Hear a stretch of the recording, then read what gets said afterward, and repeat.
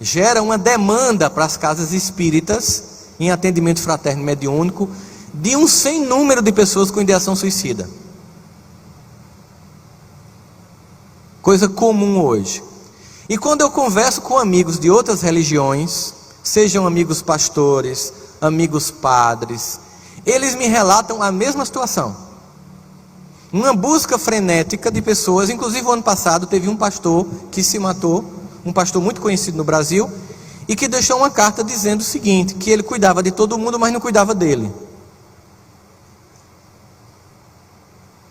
E é importante no movimento espírita, para nós que somos cuidadores e que precisamos de cuidado, que nós não tenhamos a arrogância de imaginar que a gente já está pronto só para ajudar.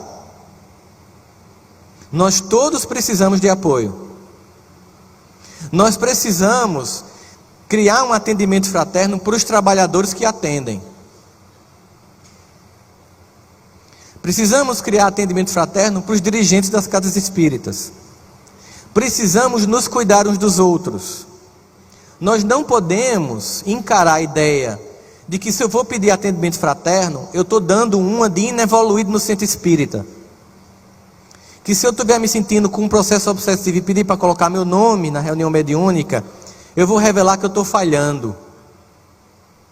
E para não me sentir queimado no meu centro espírita, procurar um outro para me atender.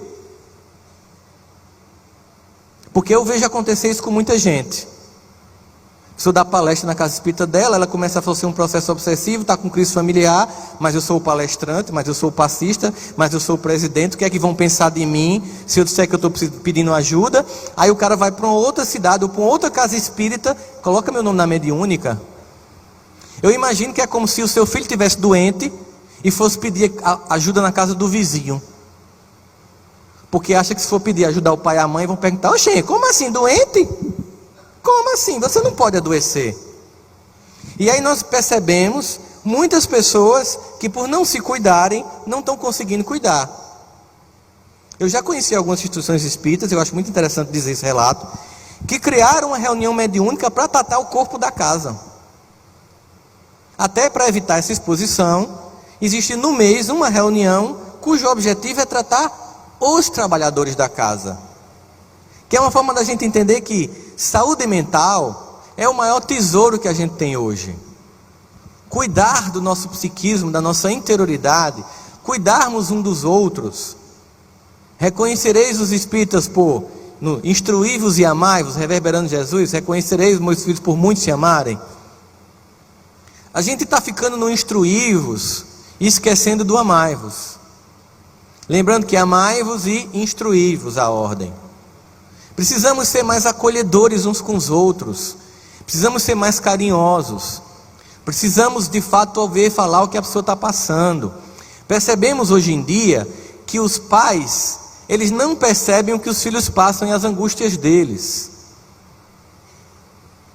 Percebemos que as pessoas, quando elas se matam, depois as pessoas que estão junto dela vão fazer um exame de consciência e vão perceber que tinha um conjunto de sinais que foram dados, mas que você não viu. Ou quando alguém não se mata, mas se afasta da casa espírita, muitas vezes ela pediu muita ajuda, muito socorro, mas você não deu. Será que nós somos agora o novo sacerdote levita que ignora a pessoa caída, deixando o samaritano cuidar? Será que entramos num ritualismo farisaico vazio, em que a gente não entende que o grande objetivo de uma casa espírita, primeiro, é cuidar dos membros da casa espírita? Que o grande assistido, primeiro, são as pessoas que estão lá, porque essas pessoas bem assistidas, amadas, amparadas, suportadas, desenvolvidas, elas se habilitam para ajudar quem chega.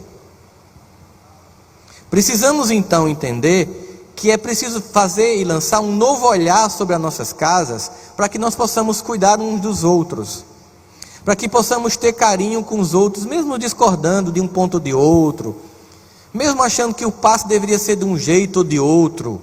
Vamos deixar de ser infantis, porque o que nos une é muito maior do que o que nos separa. Vamos entender que esses que estão cotidianamente são os que precisam de ajuda, porque são aqueles que que recebem o convite do Mestre Jesus: eis que vos envio como cordeiro em meio a lobos. Não na fragilidade de um cordeiro para ser trucidado do lobo, não, mas na doçura e subserviência de um cordeiro para pegar o instintivo lobo desobediente e torná-lo um seguidor do Evangelho. Mas para isso eu preciso estar bem, eu preciso estar suportado, eu preciso estar ancorado. Para isso eu preciso fazer isso na minha casa. Eu preciso estar bem, eu preciso estar dando suporte e estar sendo suportado, ancorado. Eu não posso usar, por exemplo, o movimento espírita como subterfúgio de fuga para o descompromisso com a família. Eu não posso toda noite ir para a casa espírita abandonando aquelas pessoas que precisam de mim. Isso é patológico. A quem você está abandonando para toda noite estar em atividade? Ou você está fugindo de você mesmo? Ou esqueceu que o primeiro compromisso é com a família? E só depois que esse compromisso é bem urdido, bem construído, você pega seu tempo e você constrói o compromisso com a grande família universal. Não adianta nós diminuirmos a estatística de morte por violência causada por terceiros, melhorar a estrutura social, criar um conjunto de instituições mais vigilantes de uma sociedade e nos abandonarmos por dentro e como companheiros de jornada evolutiva. É preciso cuidarmos uns dos outros, porque o que é mais importante para evitar essa vulnerabilidade não é apenas, e é importante também, campanhas ou estruturas de acolhimento de quem está fragilizado, mas é acolhimento para que uns não se fragilizem, os que ainda não estão, já que é um momento histórico bem complicado, bem crítico, e aqueles que estão um pouco melhor têm uma estrutura para ajudar os mais frágeis, sem se envolver a ponto de cair junto com eles. Por isso, nesse momento, o que nós precisamos fazer enquanto movimento espírita é aproveitar e entender que a ajuda, ela é mútua, a crise também nos afeta, nós não vivemos numa bolha social de eleitos e de salvos, nós estamos no mesmo planeta, nos interessa a salvação de todos, nos interessa a saúde de todos, e é por isso que somos chamados, mesmo que sendo trabalhadores da última hora, na 1ª hora, para finalmente servir o Evangelho de Jesus. Muito obrigado pela atenção de todos vocês.